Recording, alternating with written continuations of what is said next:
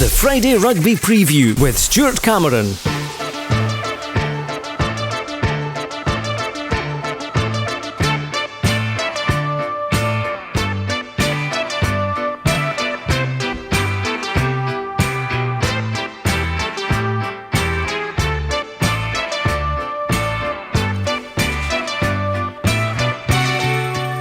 Hello and welcome to the Friday Rugby Preview. Robin Purdie joining me as usual. Today we look ahead to the Scottish Cup final at Murrayfield between Hawick and Edinburgh Accies, plus the Langham Sevens happening this weekend. But first we're going to turn the clock back to last Saturday and the double weekender in the K7s, Hawick's tournament on the Saturday and Berwick on the Sunday. Well, Kelso collected all 10 points by winning at Mansfield Park for the first time in 27 years, while Melrose picked up the trophy for the first time in 22 years at Berwick. They did indeed. Stuart, a good weekend of Sevens rugby. I was there at Hawick on Saturday, and Kelso in the end were worthy winners, although they did look almost dead and buried in their very first tie. They were 19-0 down at half time against a pretty slick Heriots outfit, and in a pool tournament 19-0 down is not where you want to be at half time, but they managed to claw their way back and get a draw, and then the sort of almost the playoff, if you like, between Kelso and Berwick in terms of who could rack up the most points against the other team in the group, that being Berwick, unfortunately, and it added a wee bit of excitement, to be honest. But I think from there on in, once Kelso got through the group, they were in a good place to kick on and win it. And Melrose, good result for them on Sunday at Berwick. Kelso unable to, so it's always tough for a team to back it up the following day, but Melrose and Jed got through to the final there, and Melrose with Struan Hutchison back in the ranks after having not been at Hawick on Saturday. He's a key man for them, and that obviously showed at the weekend. Talking of Struan Hutchison, we had a chat with him after the event. For me, Rugby Sevens is a game of momentum, and Jed scored first, so it was important that we then scored again. When I think for me, when it gets to sort of 3-4 score games, that's when you're chasing it. Looking back to last weekend against Selkirk, it was a 3-score game, then it went to a 4-score game, and that's probably when you think we're down and out. Jed scored first, but we just stuck to our process, stuck to our structure. We just said, look, let's get our hands on the ball, as you said, starved them of possession, and we managed to get a try to level it up, and then obviously Hamish Weir with some real good footwork, nice offload to Donald supporting, and again that's probably one thing we've taken away from Melrose is backing up that player. So once you've passed the ball, get on their shoulder. People like Donald, Hamish, even BC, they've got good footwork, and then we're getting on their shoulder for the offloads. It's really interesting the Melrose approach compared to some other teams. You've got a lot of confidence in that squad. Sometimes you might see like yourself or Bruce Colvin going off, and other players who are not regular names yet coming on. There's a real trust in that squad, isn't there? Yeah, absolutely. And again, look, I think a lot of the guys, there's only a few that probably weren't involved in that Kings of the Seven squad from last year or last season. So look at that. Again, for me, it's perfect opportunity coming to tournaments like this when it is a squad of 12, where we can kind of give some guys some game time and get them up to speed. And if I think back for me as a youngster or a little bit younger, with people like Bob Christie, Fraser Thompson, Craig Jackson, it was the same. You learn off those guys, and when they come off and you go on the pitch, you've got to really put your hand up, and that's how you get better, and that's how you learn it. It's got to be sustainable. We can't just have the same 7-10 people on the pitch. We've got to, as a club, keep developing people and pulling them through. Well, we're at the halfway stage now at the moment. Kelso 35 points at the top, but my goodness, it's close now, because second Gala 20, Selkirk 19, and you're on 18. Then there's a bit of a gap back to Jedforest, 8 points below that. Yourself, obviously, plenty of points still on offer, 50 to go, and you'll get a little bit of satisfaction knowing that Jedforest have beaten Kelso a couple of times as well, and obviously beginning to click now from Melrose' point of view. There's a real target there. Yeah, 100%, and I might be wrong. I don't know if we've played Kelso yet, so seeing them win at Hawick yesterday and getting 3 wins out of 4, obviously Melrose being a tough competition to win. I think you said earlier, there's a bit of a target on Kelso's back, and we sat down as a group on Tuesday and kind of reviewed Melrose and said, look, that's not good enough. But again, some of the senior players that have been around Kings of the Sevens for longer have said the double weekenders are huge. So we've obviously got Hawick, Berwick, and then Kelso Earlston. If you can pick up points in those tournaments, it's really big. I mean, obviously every tournament you want to pick up some points, but we've obviously got 15 this weekend, which is, as you said, it's put us right back in the mix, and obviously Kelso going out in a semi. So yeah, look, we'll see what the Langham draw brings, and then, as I said, it's that massive kind of moving weekend, if you like. It's that Kelso Earlston weekend where if you come out of that with some decent points, you're right in the mix, and you're putting your hand up for that Kings of the Sevens with 2 tournaments to go after that. Next season, back to the 15s, of course. It's all change. Melrose are back in the Premiership, which is great news for Borders Rugby, great news for Melrose as well. You've played for Southern Knights, you've played for Melrose. How's everyone kind of coming together for this? Because it's a big change. Yeah, absolutely. You know, as you've said, there is a big change coming. When I heard the news, like I was obviously absolutely delighted. Like Melrose is my home club, and the last few years I've decided to play with them in National 1. So to go back into that Premiership, that top division of Scottish club rugby is great.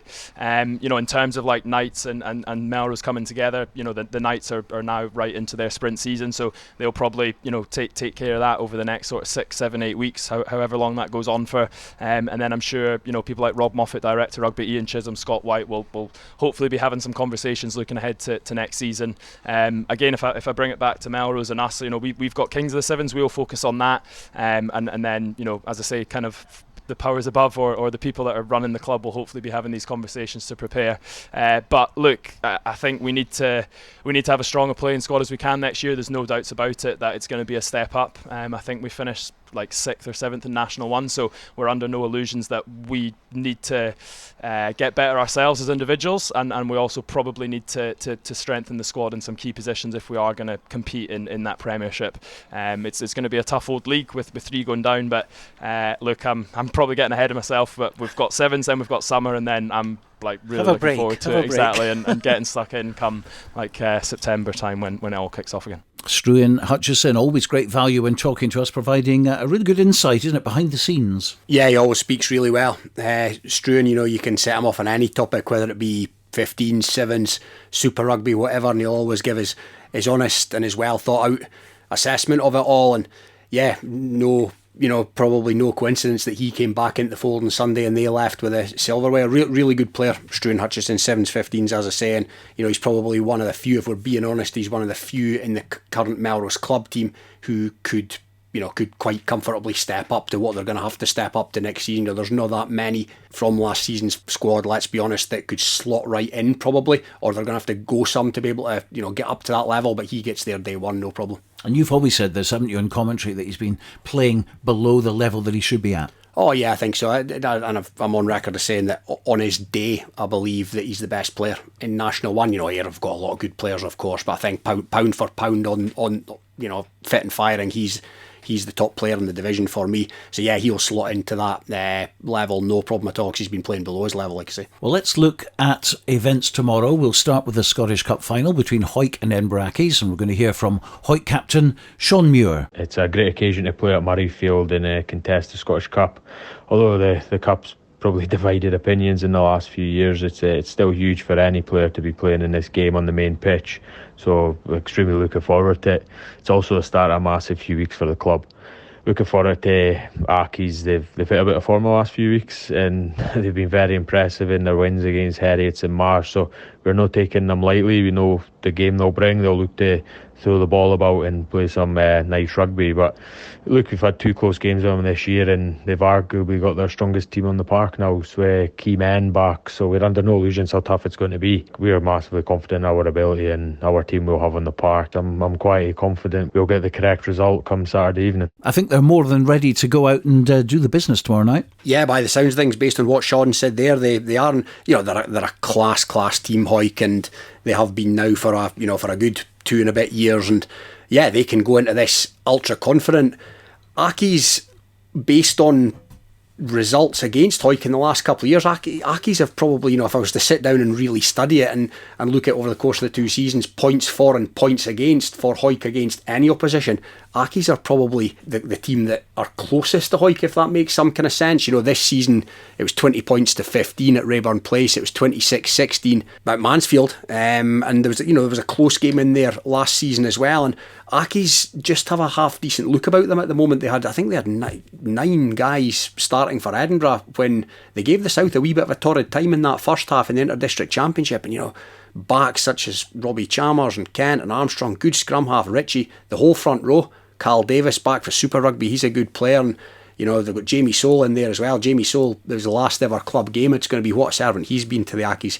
So he'll be looking to go out on a high. But how many times over the last couple of years have we said that, this might be tricky for Hawick, this might be the wee bit of a banana skin, and then they come out and they steamroller teams, and they prevent teams from scoring tries, and they have that unbelievable defence. So yeah, could be a good game. I think it's better from a spectacle point of view, and this is no disrespect to Mar, but if Mar, because of a wedding, we're going to have to come with a lot of boys missing, then the cup needs all the good PR it can get, and that wouldn't really help matters for a showpiece final. So I think this is going to be a good final, to be honest. And of course, let's not forget, although Accies finished in the bottom half in the Premiership, they had the most losing bonus points than any other, 6 of them. Oh yeah, it's almost inexplicable to me that they finished where they finished. Don't know if it's been, they always seem to have a massive squad of guys that can come in and do a job. But Shawn was right in what he said there. Accies look like they've got their top boys on the park now. The Robbie the Kents, and Carl Davis is in there, like I say, and Cruikshanks is playing well, and so yeah, it's going to be it'll probably be a tough assignment for Hawick, but I absolutely see them coming out the end of it with a medal round their neck. 7:15 kick-off. We've spoken about this before. Is that going to be a problem, do you think, to the players? I don't think it's going to be a massive problem for the players.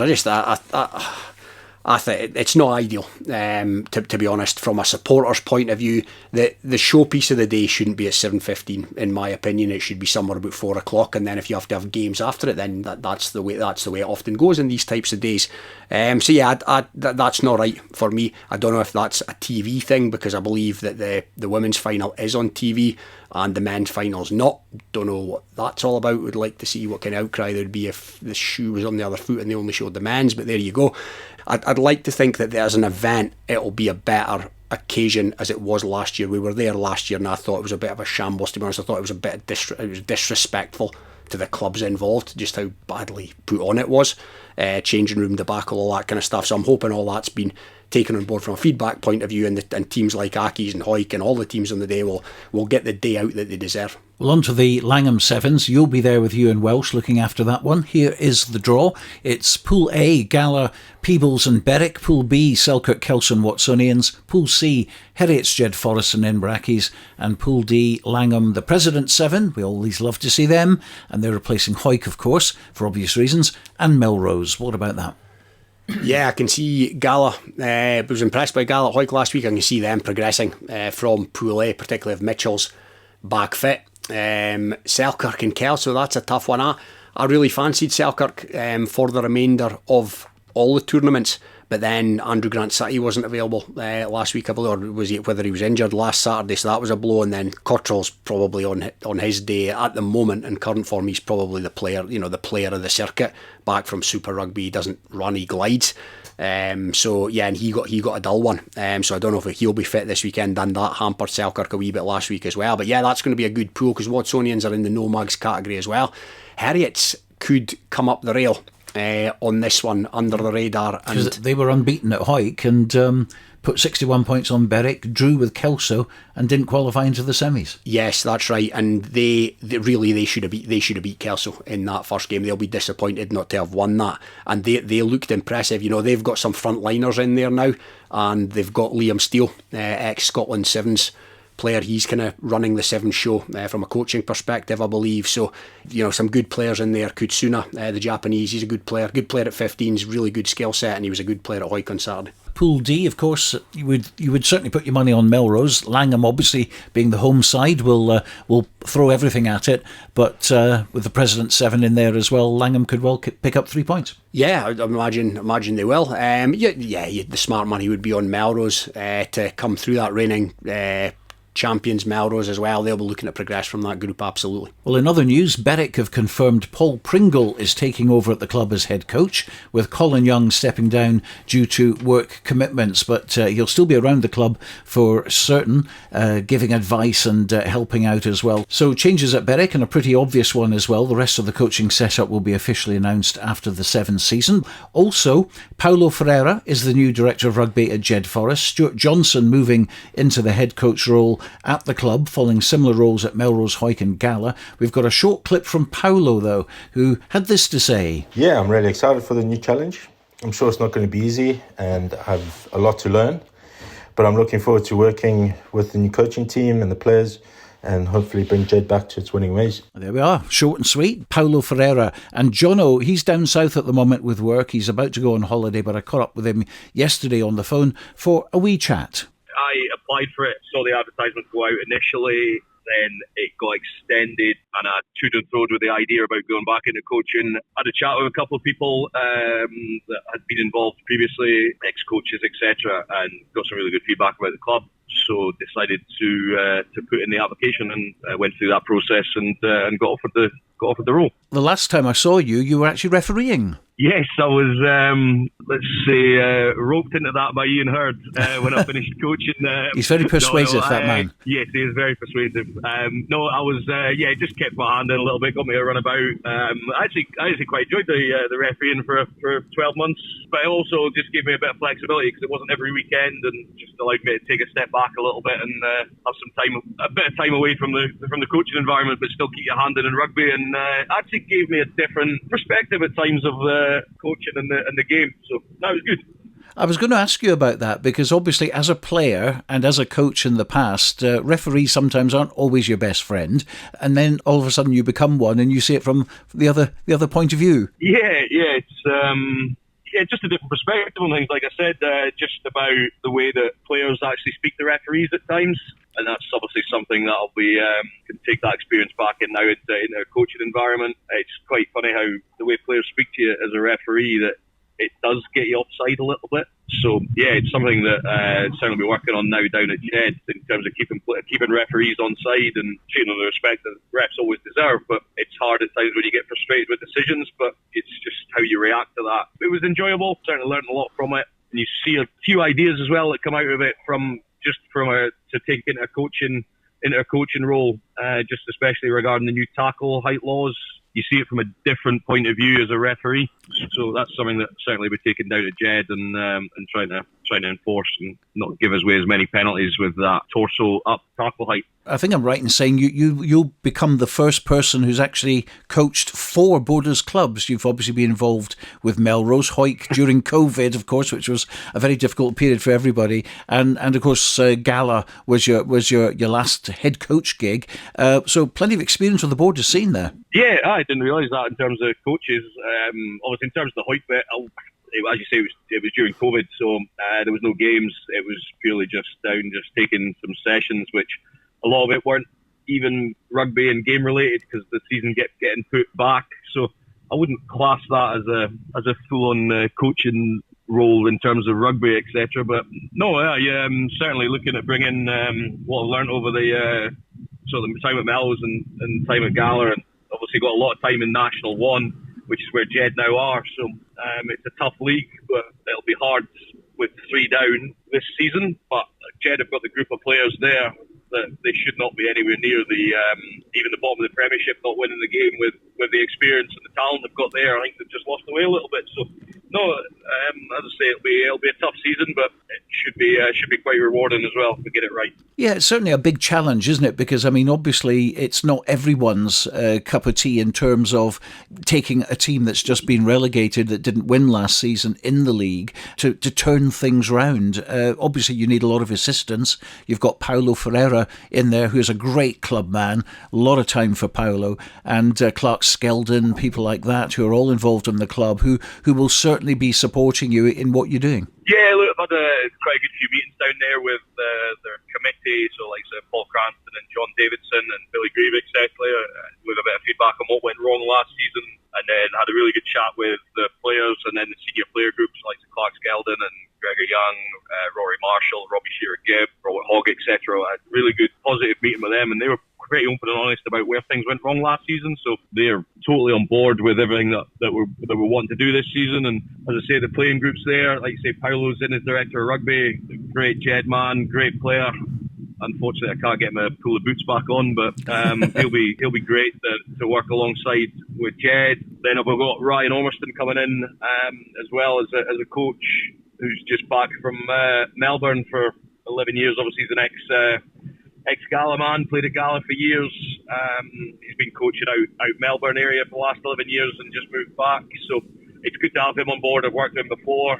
And I think between me, him and Paulo, be a good team. And it's so important, isn't it, to get the dressing room behind you. It doesn't always work with coaches, as you know yourself. It's very, very difficult to get that right blend. And of course, a winning mentality is really important as well. Where do you actually start? Do you start with a clean sheet, or how do you go about it? I think for Jed, looking at last season, not winning a game, yes, you need to get players on board, but I think the way that me and Ryan and Paulo sort of spoke about it, are going to go in there. It needs to be enjoyable for the playing group. We need to get that feel-good factor about the club again. The players need to enjoy it, need to enjoy coming down to training, which means the sessions need to be fun, but they need to be obviously organised sessions as well. So I think initially it's just about getting the boys back down to the club, getting the player numbers back to where they were 3-4 years ago, and building from within. But it starts with the enjoyment factor. Nobody's going to come down if it's not enjoyable, and that's some of the feedback I've had about why some players have left. But you're right, the players need to be behind it, and I think from the conversations I've had, the players are totally supportive of what we want to do.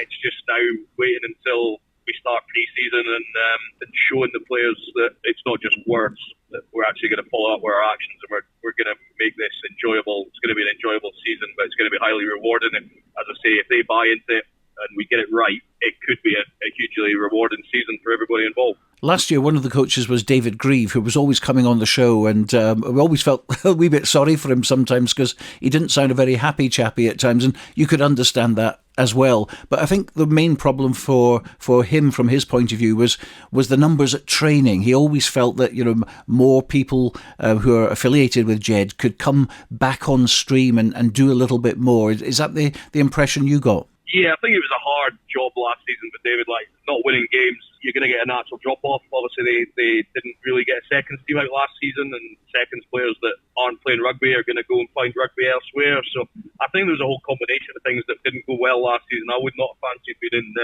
David's position last season. But as I say, I think the club have sat down, they've realised that it's not worked last season, and they want to put it right, and they've started that process now, and it's just a case of, as I say, following through with everything that we've said we're going to do. It's now putting it into action off the pitch and on the pitch. And of course, getting youngsters involved is so important. The Jed Thistle players, and there's a lot of talent in that particular team, and of course at Jed Grammar School as well. So presumably there'll be a lot of work being done at grassroots level to try and lure these people through, because not everybody makes the transformation, do they, from say Jed Thistle to Jedforest, and like Gala Wanderers to Gala, etc. It's very important not to lose these people. Yeah, I think you're right there. It's a problem all over that when people finish under 18s, they disappear to do other things, whether that's uni or work or they go abroad. But I think everything that we can do as a club to try and keep these players involved, whether that's just supporting them with whatever it needs, finding a job or uni applications, carload of people to travel back down from Edinburgh Uni, for instance, always helps rather than someone travelling on their own. So anything we can do to support these young players is going to help in the future. But you always get that natural drop-off as well, unfortunately, and that's where clubs in Edinburgh kind of tend to benefit with the uni side of things. But no, there's definitely a lot of work going on behind the scenes, and you're right that Jed have always got a really strong youth setup. Under 18s, they win trophies regularly. You look at Mark Glenn at the moment, gone to the Knights for the sprint series, so he'll come back in the next season and hopefully gained a lot more experience from being involved in that Knights environment. Ross Nichol is coming back, played a little bit for the Firsts, fell out of love of rugby a little bit a year and a half ago and been playing golf. So I've had a really good, me and Ryan had a really good conversation with him, and he's agreed to come back in. So it's encouraging that these young players are committing back to Jed, and hopefully that transpires onto the pitch when we get there. Well, we certainly appreciate your time. We wish you all the very best of luck in your new role. It's not going to be easy. No one's ever going to suggest that it is, but the fact that you've put your head above the old parapet and put yourself forward for it shows a great deal of commitment to Jedforest, and it's a great club. Let's hope that you're successful next year. Yeah, thanks. Yeah, no, you're right. It's a really good club. The feedback from everyone says that. There's a really group of players there that don't deserve to be in the position they're in, so just need to try and do that a bit of justice this season, and say we've got a good coaching group behind as well. So upwards and upwards, as they say. Stuart Johnson, the new head coach at Jedforest. No doubt at all he's going to give 100%, but my goodness, it's a big challenge. It is, Stuart, given the season that they've just come off, but it's a rebuild job, and they've brought in fresh faces, which should bring fresh impotence. I think it's a good appointment. You mentioned there in your chat with him about the refereeing side of things. I think that's a really interesting almost side to it, because he has come and been a referee. Now he can explain through experience to the Jed players exactly what is required to keep the penalty count down, to keep the yellow card count down, because let's be candidly honest about it, Jed have, I think it's safe to say, not been the most disciplined team in recent years as well. So there's that side of it. And obviously Big Paulo is in there. I think that's a really good appointment. The players will have a lot of respect for him. They'll have played with him and they'll have seen what he's done, his try count, and everything that he's done for the club over the last a few years in the playing sense. And Finn Scott, if he's back in there, that clearly has made a difference already with the border, some of the border league results when he's been back in there.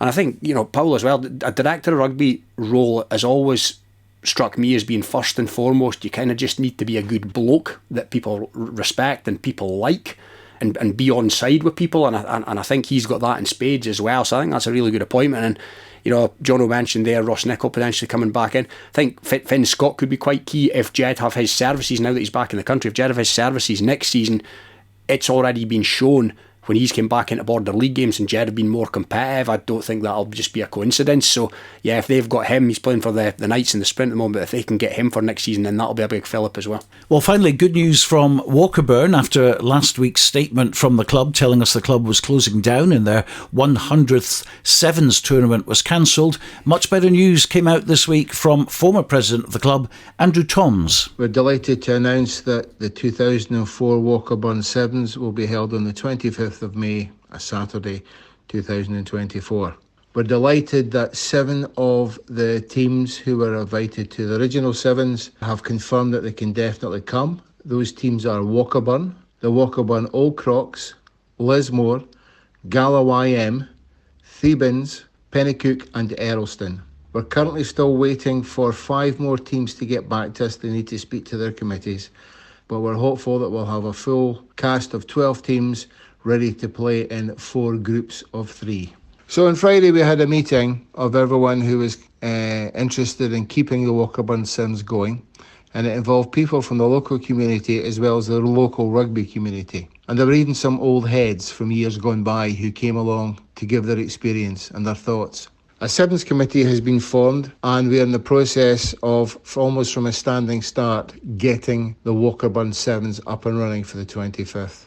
It has to be said that the support we've received from Gala YM and Lismore over the season has been phenomenal. But since this announcement was made, the response we've had from the SRU, Edinburgh Rugby, as well as rugby clubs from all over Scotland has just been outstanding. It's very gratifying to know that that support is there. Hearing stories of people who've played at Walkerburn over the years, over the decades, has just been great. So it's with a very positive outlook. We're looking forward to getting everything together for the Sevens on the 25th. If you're not doing anything else, please come and join us at the 100th Walkerburn Sevens. Well, what about that? A bit of a turn from 7 days ago. Oh, it certainly is, and all credit to everyone that's been involved in bringing it back to life. And there's been a massive groundswell of opinion, or a massive groundswell support on social media. And obviously that's been enough to get the thing back up and running. It's great to see. It would have been such a shame. They'll still potentially have to close the doors, obviously, but it would have been such a shame if they never got that 100th playing of the Sevens. Yeah, that's going to be some event now. It's going to round off the season on the 25th of May. So tomorrow on Rugby Radio, it's another marathon for us. We'll be live from Milntown at 3 o'clock with Robin and Ewan down there for the Langham Sevens. Then after the tournament, we cross to Murrayfield for the Scottish Cup final with Dale and Sam up there. And hopefully Hawick will retain the trophy. And then they can prepare for the big Premiership playoff final, which will finally happen on May the 4th. So do join us for a feast of rugby tomorrow. But for now, from Robin and me, bye for now.